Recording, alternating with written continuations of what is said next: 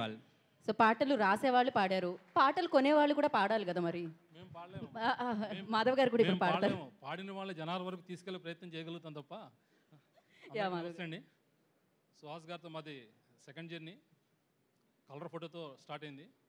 Super hit కొట్టాము. అలాగే ఈ సినిమా కూడా సూపర్ హిటే. అలాగే మా తమ్ముడు మన మణిగారితో చిత్త మహారాణి చేసాము. ఇది సెకండ్ మూవీ అతనితో మాకు.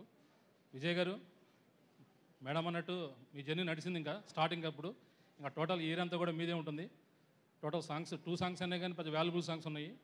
సాంగ్స్ ఆల్మోస్ట్ రిలీజ్ అయినాయి, ఆల్రెడీ మీరు ఇప్పుడు చూస్తున్నారు. చాలా హిట్ సాంగ్స్ అవి కూడా. సినిమాకి చాలా ప్లస్ అవుతుంది అనుకుంటున్నాను.